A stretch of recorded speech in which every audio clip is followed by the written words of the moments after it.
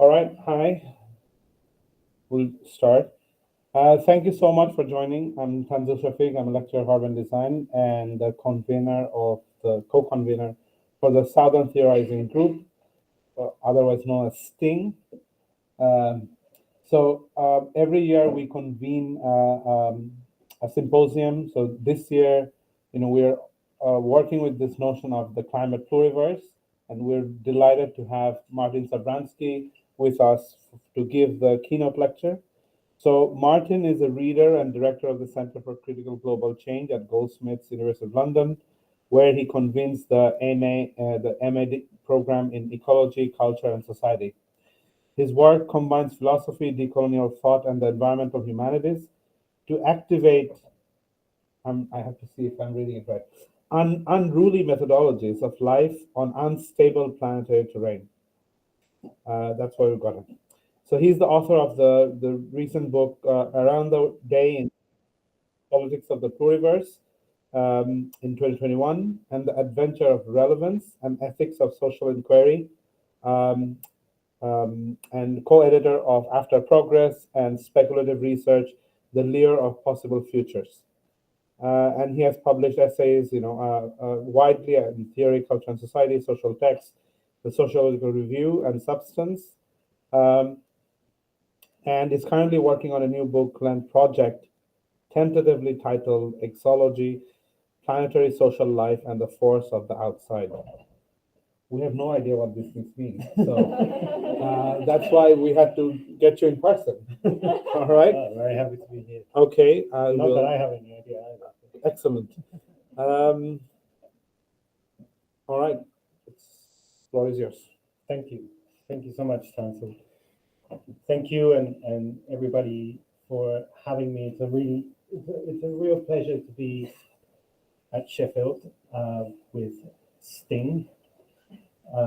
And to have been part of this really extraordinary initial set of conversations on the Climate Pluriverse. In a way, I first came across this when Tanzil sort of floated the idea on Twitter, I think it was. And I was just on my way back from another wonderful event at the Urban Institute. And I thought, Jesus, Sheffield is pretty cool, isn't it? And I loved the proposition, not least because I thought that was the book that I would have written after the one that was most recently published, Around the Day in 80 Worlds, Politics of the Pluriverse, until I ended up writing a slightly different book.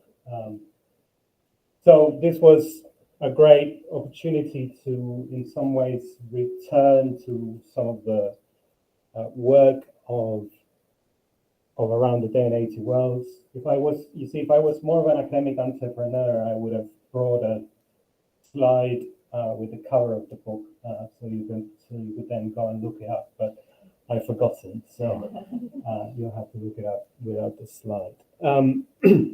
Okay.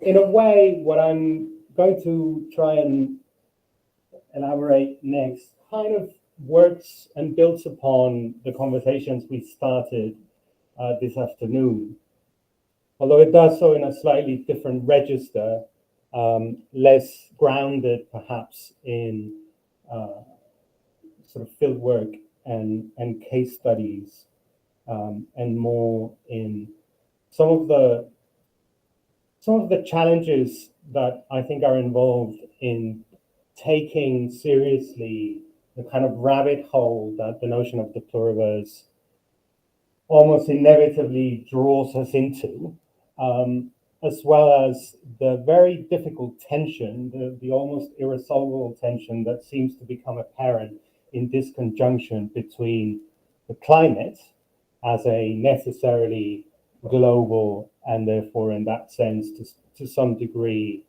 unifying, universal phenomenon, of course unevenly distributed, as I'll go on to say, and the pluriverse, right? How do we hold this fundamental tension. In a way, discourses around ontological pluralism, decolonial divergence, and so on have been around for quite some time. And none of us engaging with those discourses needed, and indeed none of us more generally needed, the problems that climate change throws in. But it does, and so we must, in a way, engage again with the question of how do we think divergence, how do we think difference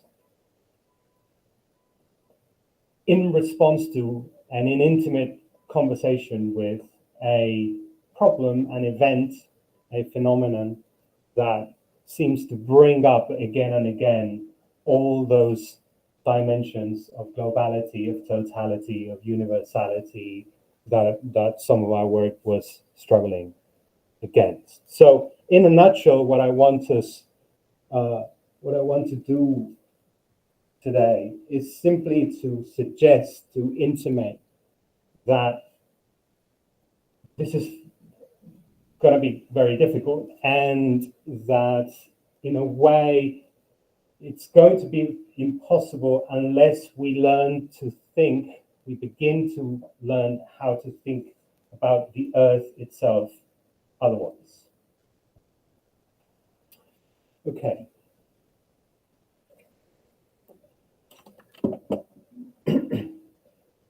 Okay, so all it takes is a glance at a map, a quick peek at the veritable cartographic profusion that springs forth with every iteration of IPCC reports, of NASA reports, of World Bank reports, of countless other reports on reports from observatories and institutions, usually located, of course, across the global north.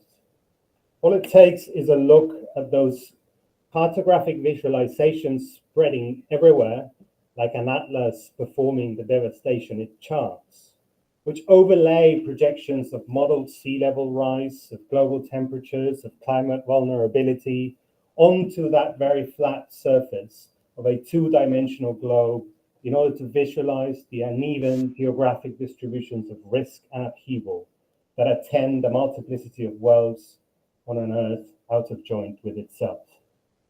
The sight is nothing less than uncanny, an unsettling sense of the familiar transfixed by a strangeness that is itself weirdly familiar. In one sense, nothing has changed. Laying out the whole Earth on a plane so as to turn it into an object of contemplation and representation, these maps partake in the modern scopic regime of a long Apollonian tradition devoted to seeing and governing the entire planet through rational and geometric projections. A tradition once bolstered by the imperial celebrations that were the Exhibition Universelle of the turn of the 20th century, and was prolonged uninterrupted through the famous NASA-powered blue marble and Earthrise images that continue to inspire dreams of planetary governance and to infuse the geopiety of many cosmopolitanisms and Western environmentalisms to this day.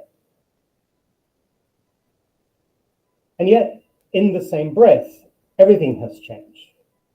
Large swathes of the once blue marble have turned into various shades of red, evoking through this quite established chromatic convention the horrors that await the Earth and its earthen in the throes of a world ablaze, as much as the visual and scientific authorization for the kind of urgent technocratic intervention which the cartographic images themselves are designed to quietly portend. Indeed, what becomes readily apparent across the veritable explosion of climate maps is not simply that planetary upheavals, of course, generate ripples that are as unforgivingly global as they are globally uneven. What becomes apparent is that those very uneven patterns of warming, sea level rises, extinction, desertification, and compounded vulnerabilities to the Earth's changing climates follow with eerie precision the imperial cartographies of center and periphery, civilized and barbarian, that drew up the lines of appropriation of colonial maps. Far from hegemonic accounts of the Anthropocene that would have us submit to an interpretation that renders it a total event capable of constituting something akin to a geohistorical 0 point, this conjuncture of planetary disjuncture cannot wipe its own colonial record clean. What these maps instead disclose, what they render perceptible, is the catastrophic convergence of interlocking force fields that composes what Christian Parenti once called a tropic of chaos, a new geography of violence where planetary forcings and their ever-sprawling environmental disasters compound and amplify the effects of ongoing and uneven conditions of poverty, violence, and dispossession. And yet to become alive to the sense of the uncanny subtending the experience of these cartographic projections is also to interrogate the nature of such convergence. How is it that we find ourselves implicated in a geohistorical juncture where the uneven atmospheres of ecological devastation engendered by impersonal and anonymous climatic forcings repeat and relay the catastrophic cartography of modern colonial forces? How is it indeed that the planetary post-colony, that those whom Frantz Fanon sadly so aptly called les damnés de la terre, are disproportionately subject to the punishment of droughts and floods and extreme weather events as they continue to endure the persisting dynamics of unfreedom, dispossession, and immiseration that have been the mainstay of 500 years of colonization? Now, it seems to me that no attempt to provide any answer to this question, however partial an answer must nevertheless be, could gloss over the fact that to speak of convergence is not to appeal to the innocence of some unhappy coincidence, which is why no answer can remain oblivious to the very historicity of the colonial planetary convergence itself, one that is inaugurated not in these contemporary maps themselves or in what they claim to represent, but of course aboard Columbus's caravels. In the long catastrophe of ecological colonization, extermination, and homogenization of large swathes of the Earth's biota, through what Alfred Crosby once called the grunting, lowing, neighing, crowing, chirping, snarling, buzzing, self-replicating, and world-altering avalanche that was the transplantations of peoples, human, animal, vegetal, microbial, from Europe and Africa into the so-called New Worlds. Now, if the modern colonial project involved the enslavement, extermination, and domination of millions of non-European peoples, the appropriation and disqualification of their knowledges, practices, and forms of thought, it was, not least, as a crucial means of accomplishing what has been nothing short of a terraforming project, in which the settler sets out to plow and shape the earth itself in Europe's image, just as it becomes shaped by the terrains and environments it would come to subject, to homogenize, ravage, and extract. Which is to say that modern colonialism is nothing if not a catastrophic experiment in imperial world making. The articulation of an earth-wide architecture of interiorization, of homogenization and regulation that since the 15th century saw the thorough deforestation of forests in the making of slave and imperial ships, that captured the aeolian forces of winds and ocean currents to turn the earth into means of commerce and objects of government, that weaponized the lives of European animals, weeds, seeds, and diseases to turn other soils into European soils, other lands into crops, other fauna into food, other mountains into metals, that reduced life to property and lives bygone into fuel, that carried out the genocide of indigenous peoples and the enslavement of Black lives by the million in the extractive projects of geology and in the monoculture world of their plantation. An extermination indeed extensive and dramatic enough to apparently now leave its traces in geologists' own stratigraphic records. and that in so doing sought to, as it were, stitch up the fragmented shards of Pangaea and realize the modern cosmopolitan dream of the one common globe in and through the wanton ravage and homogenization of the Earth's own irreducible heterogeneity and multiplicity. This is also to say, as Stefano Hani and Fred Moten say, that the socio-ecological disaster is but modernity's own constitution in the slave trade, settler colonialism, and capital emergence in and with the state. That if it is this socio-ecological disaster that founds and distributes the conditions of planetary habitation today, it is therefore not so much the abstract and universal figure of anthropos, but that which Sylvia Wynter calls man, in its European over-representation and metaphysics of race, that makes the weather, and that the damned of the earth must now weather as they have done for so long. The one world of modernity, therefore, was never simply a figment of the cosmological imagination. But neither can any answer to our question ignore the fact that the scientific epics of ecological awakening and universal abstraction proffered under the sign of the Anthropocene are today how this same modern colonial project lives on, how the technocratic effort to regulate social and political life within safe operating spaces performed, how the imperial spatium of the modern territory holds on. Which is to say that if these maps display cartographic projections of uneven vulnerability without additional adaptation, it is not least because those distributed patterns of catastrophe are themselves actively sustained in and as the sustainability of the regime of racial and colonial disposability that Farhana Sultana calls climate coloniality. Of course, climate coloniality plays out in the ongoing accumulation through dispossession that is part and parcel of every extractivist project, of every water and land grab, of every sacrifice zone, of every new inch of deforested land. It also plays out in the necropolitical accounting that preys upon the ecologies of dependency of the modern colonial world system and has become a central tool in the arsenal of neoliberal climate policy, forms of counting and discounting lives and practices through which the Euro-American factory exports its unwanted waste and carbon emissions to the post-colonies while patting itself on the back for its own environmental progress. Yet climate coloniality is also sustained, undeterred, as we were discussing today, in and through the frameworks by which modernity enacts its newly found ecological enlightenment as an opportunity to once again dust off its mission civilisatrice for a brave new earth.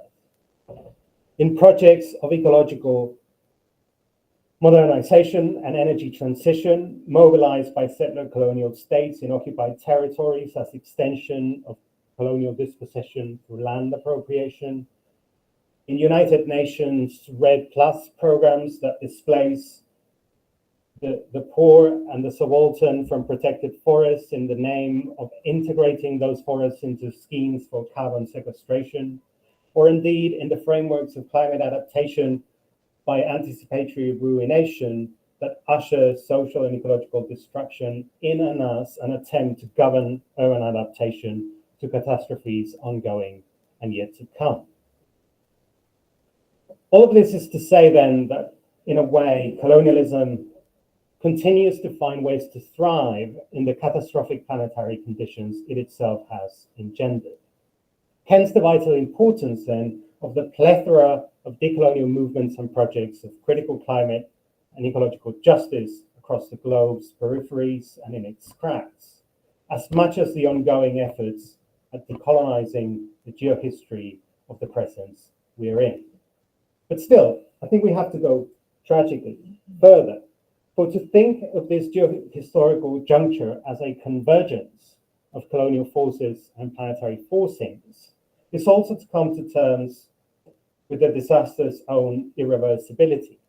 Indeed, whatever the self-repentant evocations of many a redemptive narrative sustained under the sign of the Anthropocene, the ongoing dynamics of geological and ecological upheaval and catastrophic change that form part of this conjuncture also make it perceptible that we never know what the Earth itself is capable of in its potential to suddenly shift states, to give itself over to its own forms of flight, to engender ongoing and unfinished metamorphoses of its own modes of biogeochemical organization through the multiple forms of life and non-life that give rise to it and to which it gives rise. But the sense of the uncanny subtending this much discloses then what it opens up. It's not so much a historical relation of simple cause and effect. It is rather, if you like, an atmospheric shift, a planetary mutation, one where accumulated centuries of designed disposability and engineered precariousness have geomorphed with the accumulated effects of climate change to render the post-colony singularly vulnerable to and singularly expressive of a new doubly geopolitical condition 500 years old and extending a millennium into the future.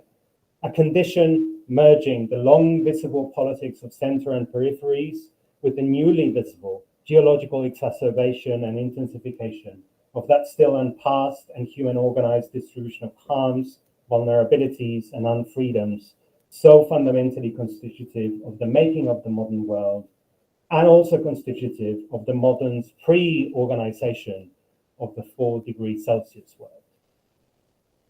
Herein, it seems to me, lies the geohistorical novelty of the situation, in the form of a problem the pluriversal imagination most certainly did not need, but cannot afford to ignore.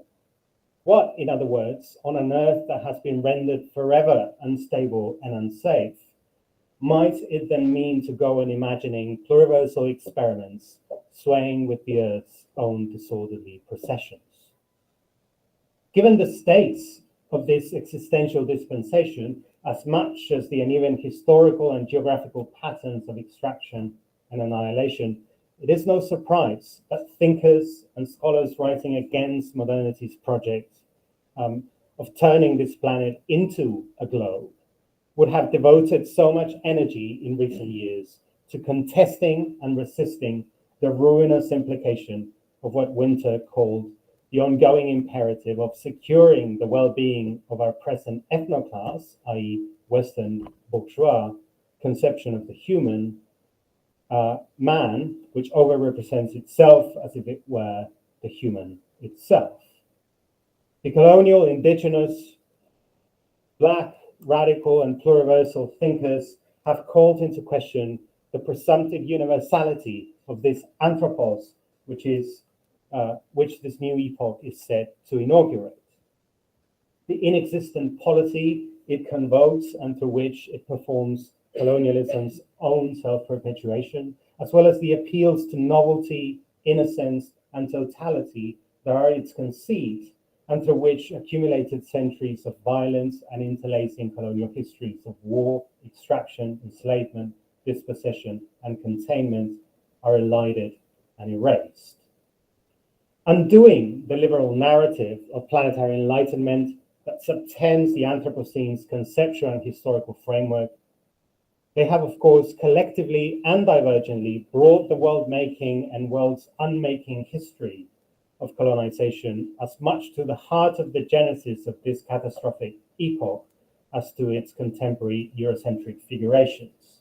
And in so doing, they have simultaneously destabilized its efforts at abstract universalization in the name of anthropos or man, while seeking to reclaim the submerged perspectives and suffocated but persistent possibilities for plural habitation harbored in subaltern histories, knowledges, and practices that the long elaboration of this latest apocalypse had derided and marginalized. But it may be that colonialism's atmospheric mutations demands of the pluriversal imagination that it take another leap, calling into question not just the figure of man or anthropos, but also the other end of this late attempt at apocalyptic unification. It may be that the leap of invention proper to the imagination of a climate pluriverse is not only that of bringing another people into existence then, but of giving oneself over to the invention of another Earth. Not, of course, in order to deny that it is precisely its planetary dimension that makes of this atmospheric mutation something novel, nor indeed to conjure up the perversion of a sort of decolonized version of geoengineering, perhaps capable of providing a just and sustainable techno fix. Rather, in order to interrupt in what can only be, in my view, an incessant movement of subtraction, and I'll return to this, to interrupt the teleology of catastrophic closure that is given in and as the figure of a prematurely unified, global, transcendent Earth system, whose coming into being itself constitutes anthropos' own dwelling or indeed resting place. Because it is also this transcendent figure of planetary unification, also this image of the Earth, that provides the ground for modern colonialism's planetary reinvention in the constitution of a new architecture for Earth system governance that seeks simply to inscribe environmental goals into the modern horizons of progress that global trade, settlement, investment, and financial regimes subtend. And it is in the production of this architecture that the expression, the damned of the earth, takes on another sense, just as new forms of dispossession take hold and take shape.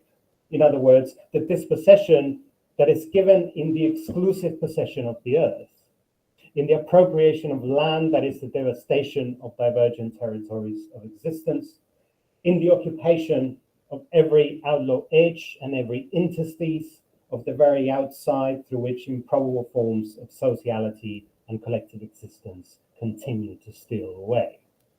That indeed is the ultimate form of dispossession, taking away from those we encounter the capacity to define and negotiate the very ground of the encounter. To claim that there is one vantage point from which the earth as such is identifiable as one is to capture and impose a particular version of the planetary mess that we share. And yet it is also a certain disobedient reading of the earth sciences themselves on occasion, that in reckoning with the dynamics of planetary upheaval might disclose an earth which is not one. The intimations of what I would like to call the earth multiple. Less a cybernetic system liable to global governance and logistical control than a self-transforming zone of variations, non-identical with itself, the very unruly interlocking of force fields and dynamic ensembles that is expressed through biogeochemical cycles, but might by the same token also be given in the landscapes, arrangements, cosmologies, forms of life, modes of knowledge and styles of practice of those that give rise to the earth, that gives rise to them. Indeed, even prominent geologists and Anthropocene Working Group chair, not least, Jan Salasiewicz, has been seen occasionally in the wild, describing the Earth as, I quote, less one planet than a number of different Earths that have succeeded each other in time, each with very different chemical, physical, and biological states.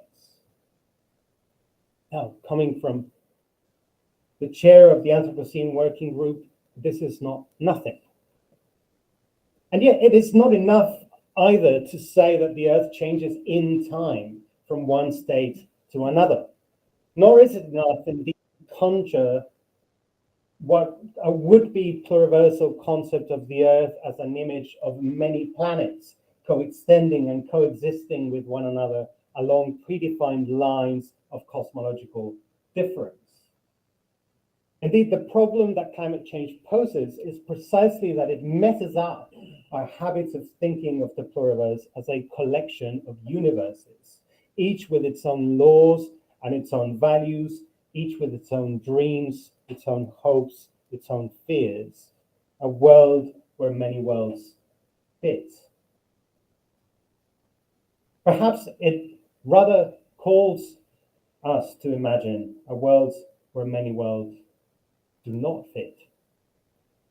And it is because the planetary conditions is at once implacably global and globally uneven that we can no longer postpone the effort to take seriously what this term, the multiple, really means. That is, when we think it as a concept and not just as a qualifier of another substantive thing. Right? Not multiple Earths, but the Earth multiple. The problem, as the title of the lecture suggests, is not that of thinking of multiple planets, but of wrapping our heads somehow around the idea of this Earth multiple. Right? And the challenge, it seems to me, is this. We do not reach the multiple by adding. We do not reach the multiple by adding ones, by pluralizing one people, culture, species, cosmos, planet, or Earth after another. It is not the one Earth that becomes two or even directly 3, 4, 5, etc. It is not a multiple derived from the one or to which one is added.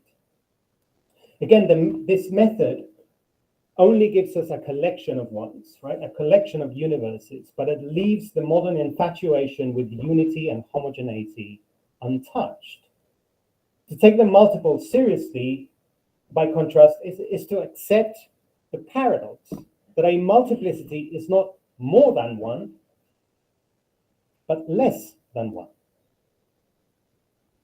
It is the movement that always subtracts unity and finality from every composition, that binds it to an outside it cannot appropriate, to a social totality all the more total for being radically fragmented. If we were to express it mathematically, and don't worry, I won't launch into a lecture on differential equations or Riemannian manifolds, but if we were to express it mathematically, the multiples formula would not be n plus 1, but n minus 1. There is no unity to serve as a pivot. A multiplicity, in other words, has neither subject nor object. It is neither our Earth nor us, the anthropos, or the recipients of the gift that is the Earth. A multiplicity only has determinations, magnitudes, forces, and dimensions that cannot increase in number without the multiplicity changing qualitatively in nature. To put it in images rather than formulas, my sense is that the challenge we need to think our way together is to move away perhaps from imagining the Earth looking like this, in order to move our way in the direction of seeing it perhaps more like this, or indeed like this.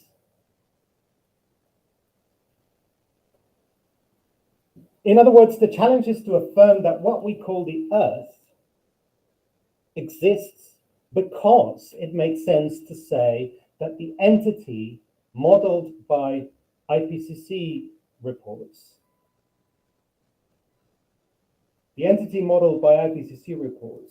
the great Earth forest presented by Yanomami Shannon and Davi Kopenawa in The Fallen Sky, or indeed the unstable urban terrain through which the poor of the majority world wade as they evade ever-renewed forms of dispossession in the name of adaptation, that these three and the multiply many more variations that we can connect themselves to this thing we call the Earth, are indeed continuous with one another, which means that we have to understand how one becomes the other, but without reducing either to a metaphor or a representation of the other. Which is to say that the Earth is nothing more and nothing less than the incompleteness that each of these versions shares. It is a multiplicity assembled through divergent ensembles of existence in their ongoing giving away, not the transcendent ground, but their common ungrounding, not the object of knowledge or governance, but the unstable terrain through which a fragmentary cartography of living variations improvise a kind of ungovernable sociality. Indeed, the point is not just that the crisis of climate change is and will continue to be rooted through geopolitical, epistemic, and ontological differences that are human, non-human, inhuman, other than, more than. But that this unruly variation of radical differences and divergences all the way down is what the Earth names.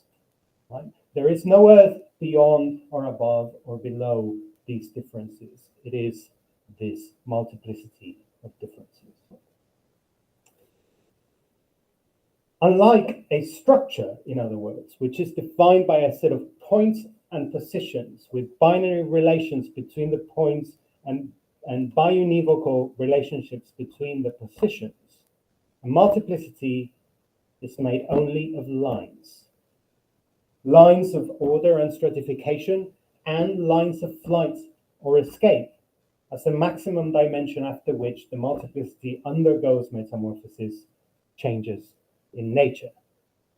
Which is why I agree with the Brazilian anthropologist Eduardo Viveiros de Castro when he proposes in a little paper that ontological anarchism, more perhaps than ontological pluralism, might well be a generative characterization for the meta mode of existence and the meta form of praxis of the Earth multiple, or indeed the mode of habitation proper to these planetary epoch that still goes by the name Anthropocene.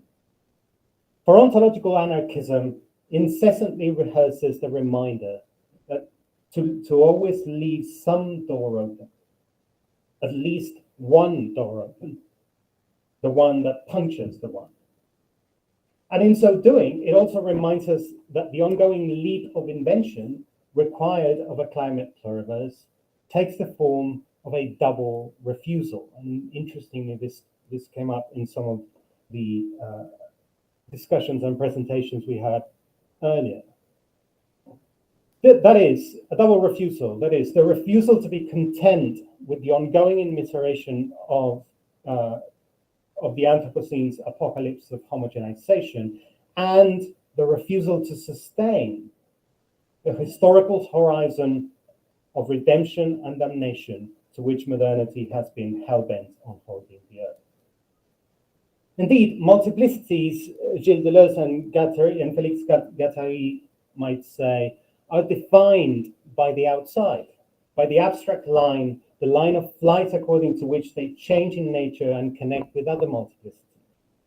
So it seems to me, and this is my final point, that thinking the climate pluriverse is less, perhaps, about defining or designing or imagining or hoping for the shape of a new and just planetary dispensation that might come one day, once and for all, than it is about activating and accompanying a dynamic of collective invention, improvisation, and experimentation that would bind this modern world to an outside it cannot control, just as the drawing in of its forces to stabilize our fantasies of sovereignty and connect planetary life to multiple unsanctioned compositions, to a riotous multiplicity of uncommon forms, to metamorphoses unforetold, in the attempt to carve out lives worth living on an Earth that never ceases to keep its promise, not to make promises,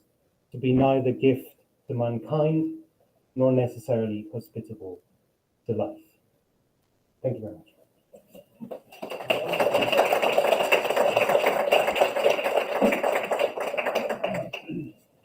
So we have a respondent and who's going to chair the Q&A. So Emre Akbil from our school.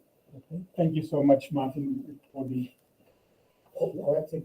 Do you? I don't know if they can. Maybe it's better to do it here. Okay. It's better for Take me. it. Yeah, mine's vertical at the moment. Thank you for the poetic presentation, which brings together a very complex image of the Earth, but also down to our Earth, down to our very modern institution. I sensed a little bit of trembling of the foundations of our modern infrastructure when you're talking about modernity, coloniality, and how they are all entangled with this. that might be why my institution is falling apart at the seams. Now you mention it. So you have been trembling in the institution. But this living amongst or living between or in the middle of climate and pluriversal existences, and trying to form struggles from this between position, I think that's quite a challenge, isn't it? I mean, we have been talking, there has been a lot of presentations in the previous session in the roundtable, the Climate Pluriverse roundtable, where the researcher is trying to use law, trying to use history, faith, and these multiple tools that are already entangled with this notion of colonial modernist knowledge production mechanisms, but also trying to subtract, like you're trying to propose, this relations which tie us to modernity. So then we are in this multiplicity, but subtracting, like we need to talk to each other as well. But that's another challenge. So my question, also referring to your book, because you talk about this notion of not translation, but in translation. So that caught my attention quite as a powerful tool where multiple worlds can talk to each other. So in a world where we are divided, as Stengers puts it, and in a world where our tools don't necessarily work in our favor, so what is that mode of communicating amongst us? Maybe this would be like a startup question. Until you frame your own questions. Well, what a question. If only I knew. I mean, look, I guess I'll make it a bit simpler by being honest about my disposition in relation to the question, rather than, I'm sure there are better, more constructive answers in a way that one could articulate. But since you mentioned the question of in translation is a term, so altogether in translation, for those of you who haven't seen it on the page, is a term I borrow from Barbara Cassin, who is a French philologist and philosopher, who in turn borrows it from a Brazilian poet. And of course it makes a bit more sense if you can catch the sound of its, both in French and in Portuguese, the play of words with to introduce, right? Introduce. So in a way, I think of in translation as a subtractive form of translation, right? In which we're not seeking to establish bridges that connect and add one language to another. We're instead thinking about translation as a process of subtracting the untranslatability of one language in order to introduce it and therefore disrupt another. Right? And I think you phrased it brilliantly. I think a lot of the, and we were discussing this with Tansel on our way to this room, I think a lot of the tensions that any of us experiences in trying to do, let's call it for the sake of this conversation, pluriversal work in any concrete sense, is that, of course, we are brushing up against the limits and impositions of the modern world, wherever it may be, over and over again. And half the time, wittingly or unwittingly, relying upon its own very categories and presuppositions of analysis in order to understand what the hell is going on. Now, one of the presentations we heard earlier made a very interesting point, I thought, which dealt with the question of the law in Pakistan. Made a really interesting, if ambivalent point, I thought, which was simultaneously to enjoin us to take seriously an engagement with the legal system, to acknowledge the, impossibly sort of inescapably modern nature of most legal systems. And also, on her account, which I would share, to acknowledge a certain kind of pessimism about what that accomplishes, whilst also being, in her case, even more pessimistic about what not engaging can accomplish. Right? Now, I understand that argument perhaps in a kind of tactical sense, that the achievement of some particular purpose or the deterrence or preemption of some other undesired event. But I don't think that is necessarily a very generative model for thinking about these communications and these translations, because ultimately, it seems to me that the case that I'm intimating here about what happens if we don't engage in contestations over this messy terrain that we call the Earth, it has already happened at the level of the way in which the modern state and the liberal state articulates itself and enforces itself through legal mechanisms. Right? You can have, in other words, it's kind of liberalism in practice. You can have your difference, you can have your views, you can have your faiths and your beliefs and your concepts, so long as you do it on our terms. As long as you're in the cosmopolitan. Exactly. So we define the space and the way in which you can differ, and so long as you differ in those ways, it's all good. You have plenty of freedom.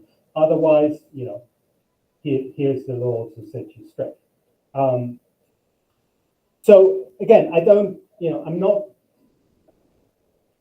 as you can tell, I'm not particularly hopeful about a kind of cosmopolitan strategy for sort of intercultural or intercosmological communication. I am rather more excited by ways in which what anthropologists sometimes call equivocations, and indeed intranslations, in other words, by ways in which an encounter with another world, with another form of inhabiting the Earth, can introduce disruptive elements of novelty into contaminate you. Yeah, exactly. A sort of mode of affective contamination. Yeah. Thank you. That's an impossible question. I had a question on what you said in the end about the activating experiments that the outside cannot control. I guess I'm not really sure. Anyway, so the experimentations that the outside cannot control. So I was just curious about your notions of outside. The outside can control that. Then I was imagining, okay, the outside is always trying to control and imperil our sovereignty. Versus also, but then the outside, as in, like in your book, you talk about kind of trembling of the earth, like the earthquakes, the outside, and how that's actually, manifests as a collective experience as well. So I was wondering what you think about the politics of pluriverse vis-a-vis the outside, the notion of outside. Thank you. I laugh because that question is like asking me, so can you tell us the relationship between the book that you wrote and the one you're writing now? Yeah, I mean, just to clarify, I would put the terms kind of in the reverse order in which you said them or in which you heard them.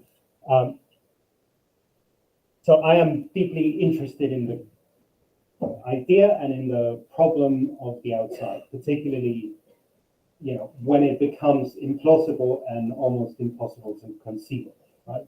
When everything is sort of captured by, you know, capital, when everything becomes sort of mappable and visible and governable and so on. And, you know, Derrida seems to have finally gotten away with his phrase, there is no, premature in my view, phrase, there is no outside. Well, it seems to me that when we are facing that situation as we are seemingly are now, that is most definitely when we need to be thinking about the outside again. And so I am writing a talk on it.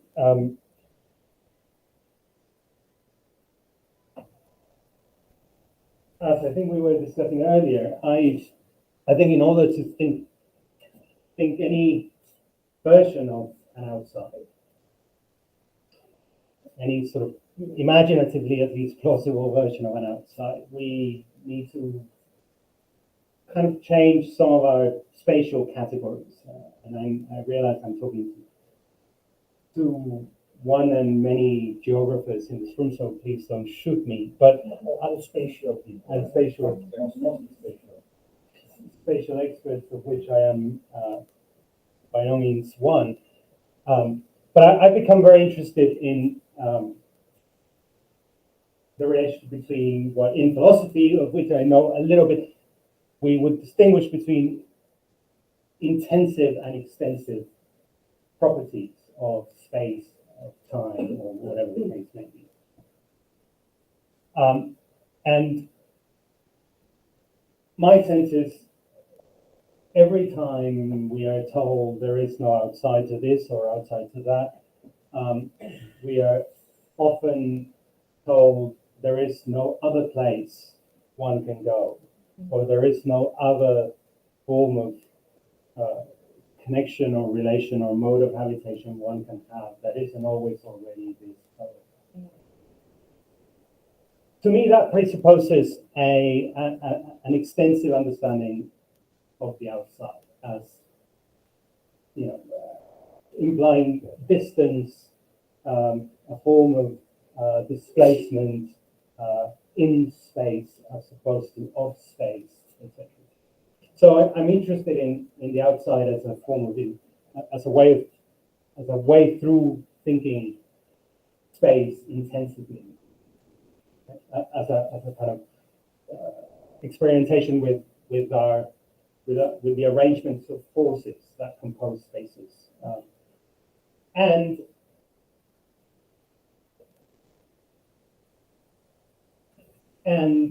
so I came to this, going back to your question, to the central point of your question. I came to this because I kind of realized much later, after I had finished around the DNA world, that the notion of the pluriverse that my book elaborates sort of in the course of it, and that I end up with, this idea, this becomes crystallized in the last chapter of the book, but the book works its way towards it.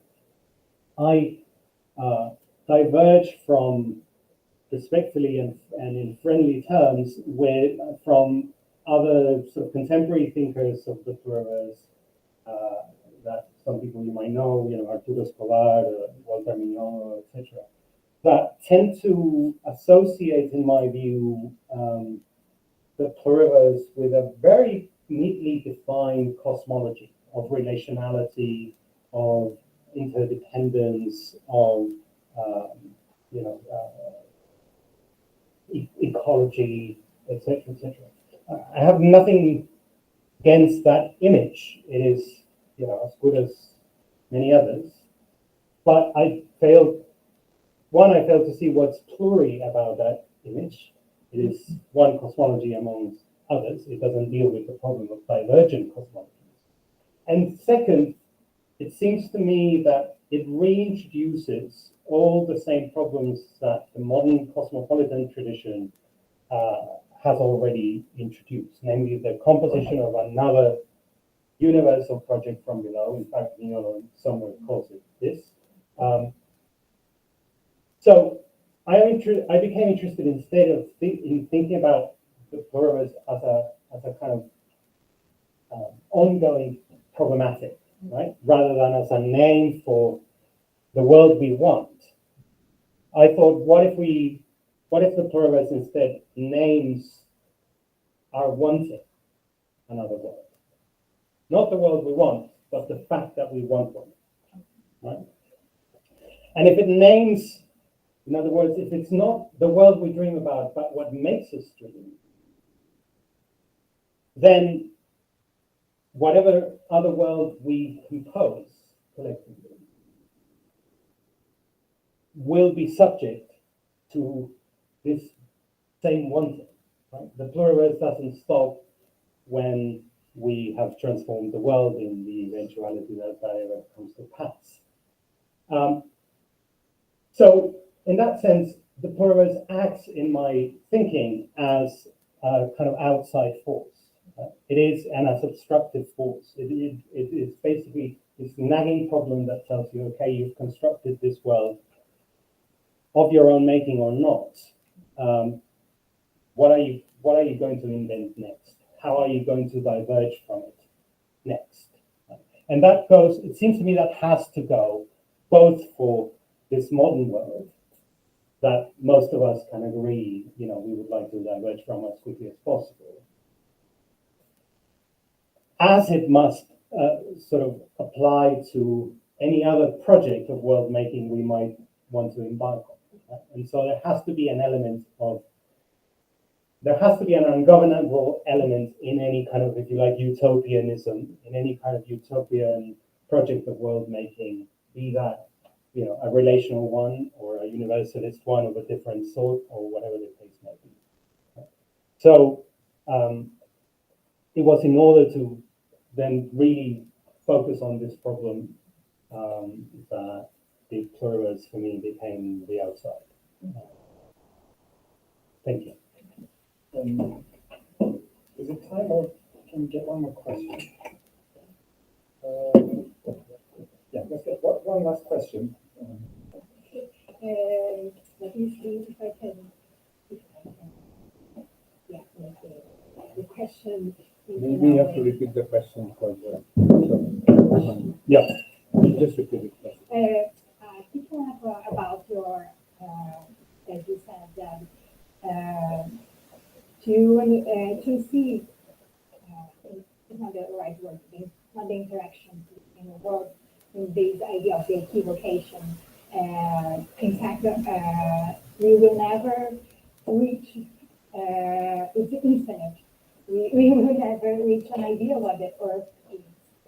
But my question is about how can we politically think about this kind of encounter-disencounter? Because the one world taught us, that collectively we can come together at the same. But so the political has to be thought in another, otherwise too. So if you could, I don't know, explain, elaborate on these. Yeah. Well, I could say a few words. I don't know how much I can elaborate, because I think that is a crucial question. For those of you that need the mic to understand the question, I'll paraphrase it. You correct me if I'm getting it wrong, but it's basically I would put it as, what are the implications of this pluriversation of the Earth for how we think politics, essentially, and the political, given that our very ways of imagining, our very political imaginations are themselves caught up in the one world of modernity and so on, that assume that, we can all get together, join hands and build a better world for tomorrow, So if the geographical, for want of a better word, imagination is one of sort of fragmentation and multidimensional manifolds and so on, what kind of political project that entails? I mean, I think I love that question. It's a really, really good question. And my honest sense is I want to go back to the idea of ontological anarchism that I brought here from Eduardo Reyes Castro, in order to now emphasize the anarchism bit, if you like.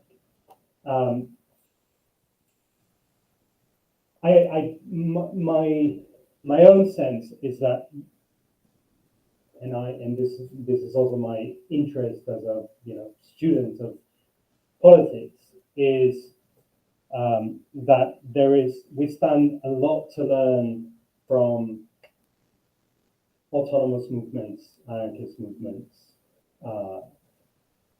and more broadly, a kind of array of practices of improvisation and making life livable by across the majority world that do not even figure as politics in any serious or even intended way, but that nevertheless sort of articulate spaces of refusal and spaces of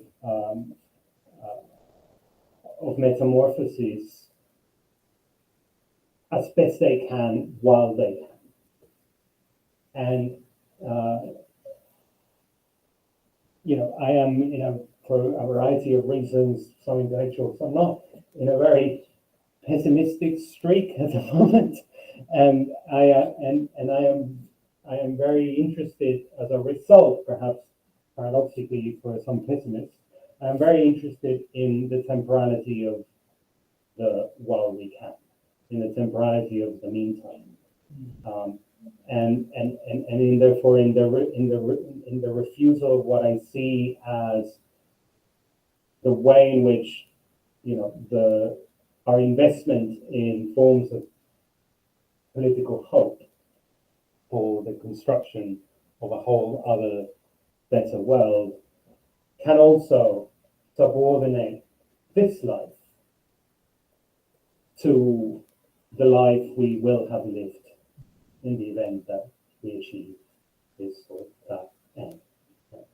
So it is in a way I am particularly interested in what sort of feeds my own imagination is an engagement with a whole array of movements and non-movement type practices that are interesting because they are not immediately politically meaningful. In other words, they're not immediately clear how they are, setting out to transform the world, and yet they are profoundly changing their own arrangements, their own situations. Does that answer someone? Okay, thank you. Thank you so much, Martin. Yeah, Thank you. I mean, we'll leave it at that for now. And they email you if Absolutely. Yeah. That's my email. All right. Thank you very much.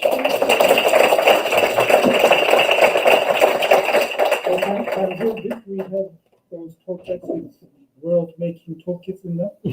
Round. So for the next important, you get your world-making toolkits to make your own pluriverse. All right. I mean, I have some thoughts, but we'll talk over dinner. Yeah.